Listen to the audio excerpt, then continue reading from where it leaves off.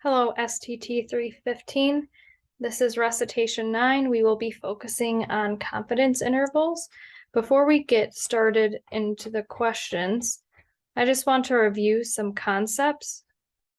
So here is a table, a useful table of commonly used values of our critical value Z alpha divided by 2. And so for a 90% confidence interval, we would use RZ sub alpha over 2 would be 1.645.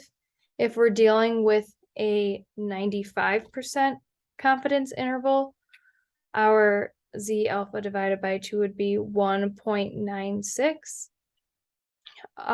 If we're doing a 99% confidence interval, then our Z alpha over 2 will be 2.576.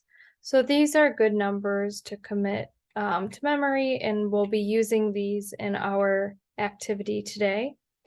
And for a large sample confidence interval for mu based on a normal statistic, we can do X bar, our mean, plus or minus Z alpha divided by 2 times sigma of X bar, which is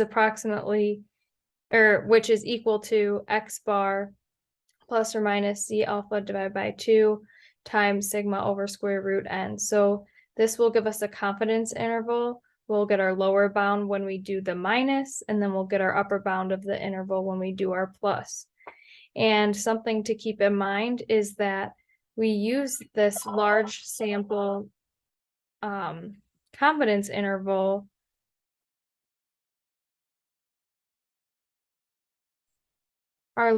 sorry about that, I had to pause recording. So we use our large sample confidence interval for mu when our sample is greater than or equal to 30.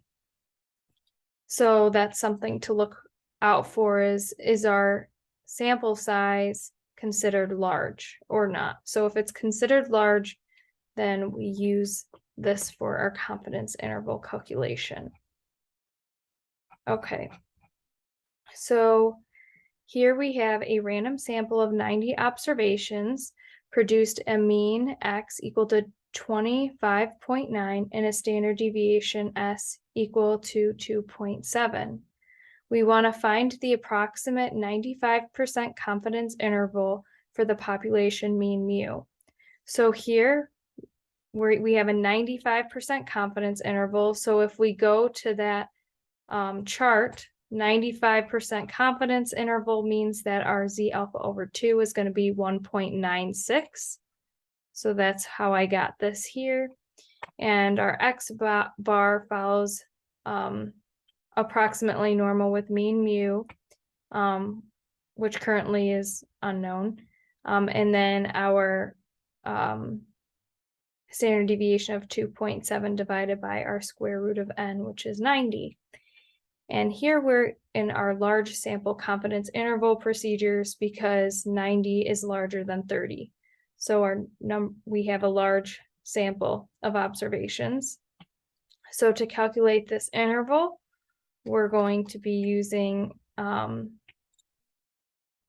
our equation here. So to go back here, we have our X bar plus or minus our Z alpha over 2, which is 1.96, times our standard deviation divided by the square root of our sample size.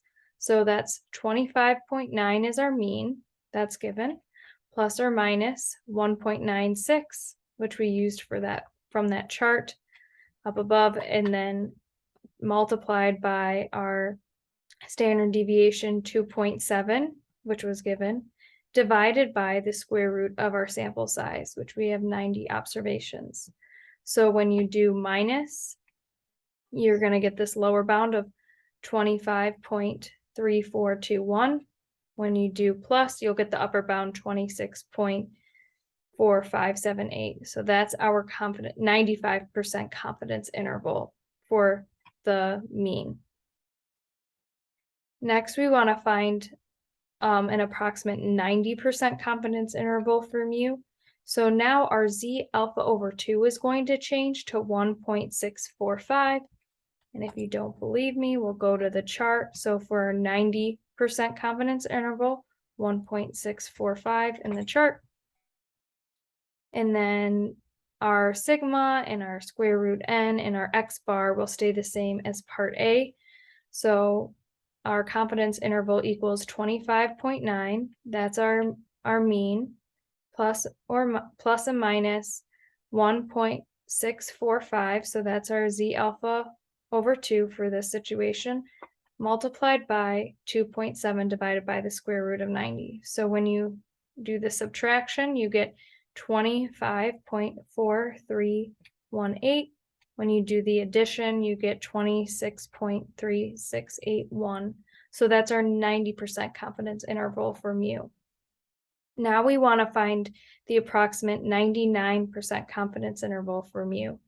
So same process as before, but now our Z alpha over 2 is going to be 2.576. So that's in the table here, 99% confidence interval, 2.576 is our Z alpha over 2. So we have our mean of 25.9 plus or minus our 2.576, that's our Z alpha over 2, times our standard deviation of 2.7 divided by the square root of our sample size 90. And so when we do the minus, we get 25.1669. And then when we do the plus, we get 26.6331. So that's our 99% confidence interval. Question 2. A random sample of 70 observations from a normally distributed population possesses a sample mean equal to 26.2 and a sample standard deviation equal to 4.1. Find the approximate 95% confidence interval for mu.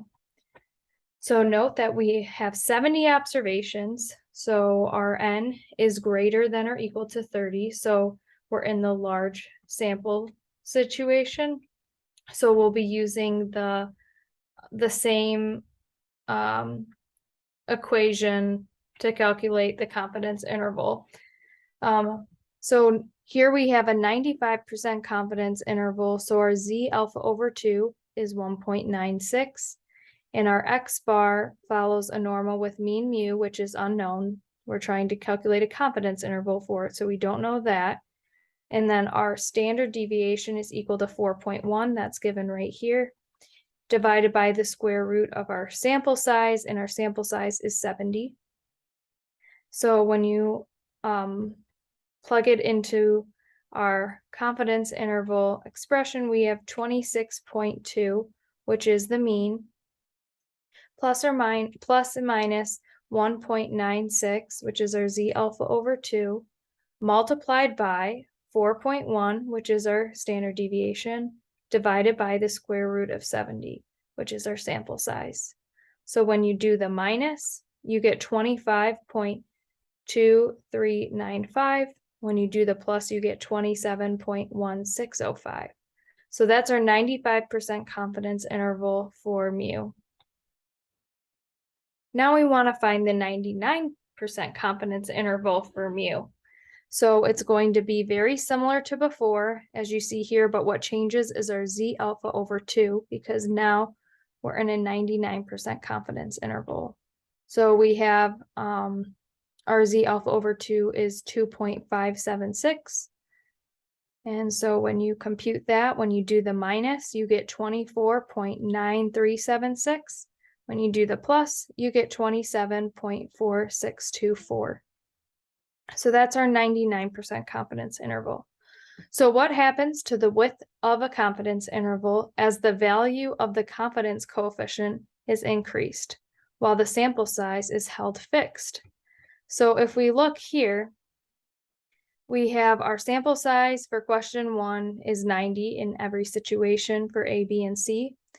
But as we increase our confidence interval, so we increase our Z alpha divided by 2, you'll notice that the interval increases. So here, our lower bound for the 95, well, we'll start with what was I gonna say?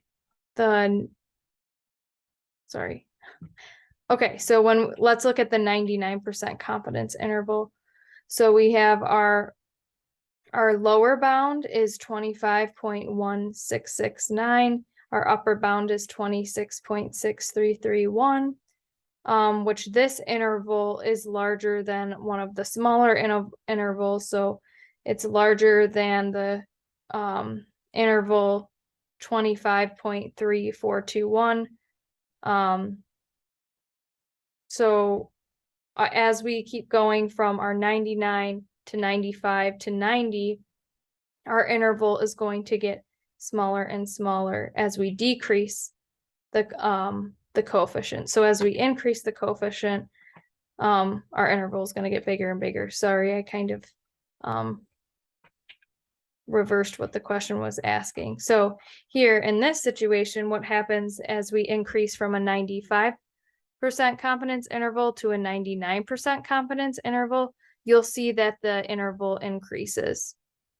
So here we have an interval from 25.23 to 27.16.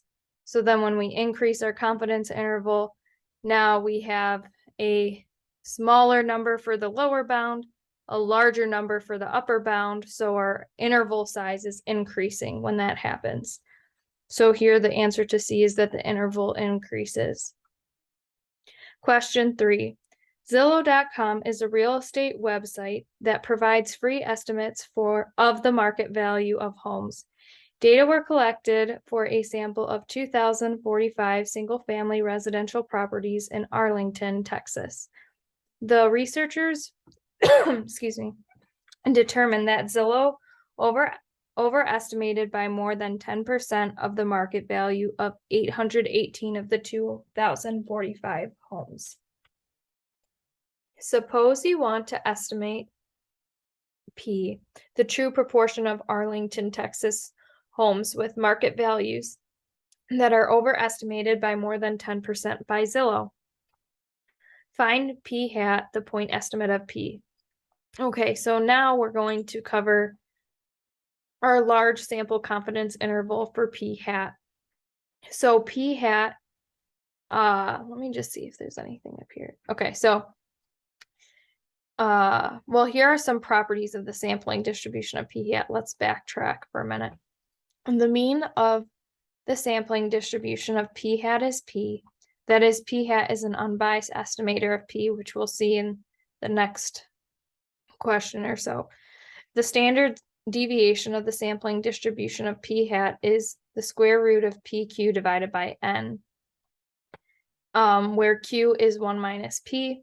For large samples, the sampling distribution of P is approximately normal. A sample size is considered large if N times P hat is greater than or equal to 15 and NQ hat is greater than or equal to 15. So our large sample confidence interval for P hat, we have P hat equals, or P hat plus or minus Z alpha divided by 2 times sigma P hat, which equals P hat plus or minus Z alpha over 2 times the square root of PQ divided by N, which is approximately equal to, here we're going to change what we don't know and put hats above them. So here we have P hat plus or minus Z alpha over 2 P hat times Q hat divided by N, where P hat is X divided by N and Q hat equals 1 divided by P. So when N is large, P hat can approximate the value of P in the formula of sigma P. Okay, so now let's go back to the question we were working on. So our problem here, our P hat, as we said before, was X divided by N. So that equals, our X is 818 and divided by our sample size of 2,045. So our P hat equals 0.4. And We're in a large sample situation because to check it, we do NP hat is greater than or equal to 15 and NQ hat is greater than or equal to 15. So N times P hat, so 2045 times 0.4 is 818. So that is greater than 15. So we're good there. And then N times Q hat would be 2045 times 0.6. And so we get 122.7. So that's also greater than 15. So we're in a large sample situation. We can approximate it by normal. So what we followed here, we can continue following this because we checked that assumption. Okay. Now, describe the sampling distribution of p hat. So that's touching on this part, properties of the sampling distribution of p hat. So we have that the expectation of p hat equals p. Our standard error equals the square root of pq divided by n. So here we would do the square root of our p hat is 0.4 and our q is 1 minus sorry, this should be 0.4, not 0.04, because it's 1 minus p. So that's 0.6. That's correct in this line now. So 0.4 times 0.6 divided by 2045, and then you take the square root of that. So that's 0.0108. So that is, that describes the sampling distribution of p hat. Now we want to find a 95% confidence interval for p. So this equation was given up above, right here, p hat plus and minus z alpha over 2 times the square root of p hat q hat divided by n. So we're going to follow this equation in the blue box. So our p hat is 0.4, that was part A, plus and minus 1.96, that's our z alpha divided by 2, since we're in the 95 confidence interval situation. And then we're going to multiply it by our p hat times q hat divided by n square root, which was what we just did in part B. So which is 0.0108. So when you do the minus, you get the lower bound of the interval of which equals 0.3788. And then our upper bound, when you do, you get when you do the plus, so you get 0.4212. So that's our 95% confidence interval for P. Suppose Zillow, a Zillow representative claims that P equals 0.3. Is the claim believable? Explain. So I would say that the claim is not believable, and that's because P equals 0.3 is not in the 95% confidence interval. Here it's below our confidence interval here, so it doesn't lie within it. So I'd say that it's not believable. Question 4. In each case, find the approximate sample size required to construct a 95% confidence interval for P that has sampling error of 0.08. So assume P is near 0.2. So we'll have our Z alpha equal 1.96, and then our SE equals 0.08, that's given. So here we have our N equals, and I wrote it on the next page for whatever reason. This is the equation that we're following. So we have N equals Z alpha over 2 squared divided by the sampling error squared times P times Q. So in this problem, we have our Z alpha over 2 squared, which is 1.96 squared, divided by 0.08 squared, which our SE was given. And then we have times, we're assuming that P is near 0.2, so our P hat is 0.2. And then our Q would be 1 minus 0.2, so that's 0.8.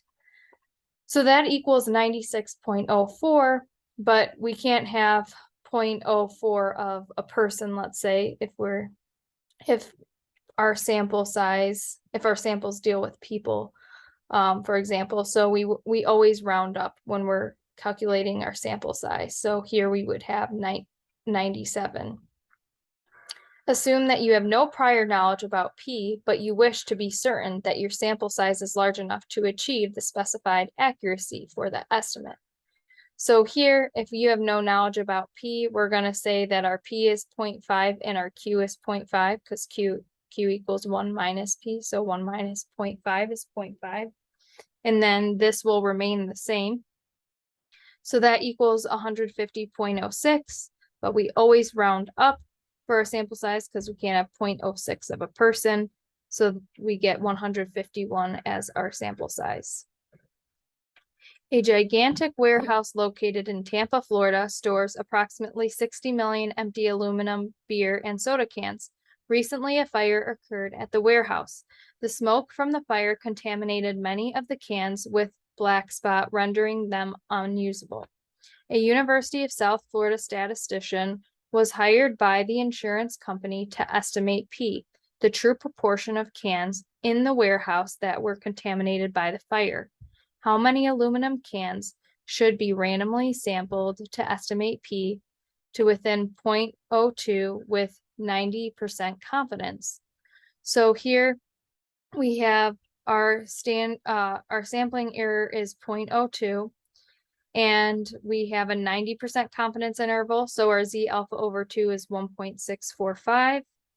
And then we have our P is 0.5 and our Q is 0.5. So we have, when you calculate that, you get 1,691.2656, but we always round up. So we have, our answer is 1,692. And I hope this helps. Bye-bye.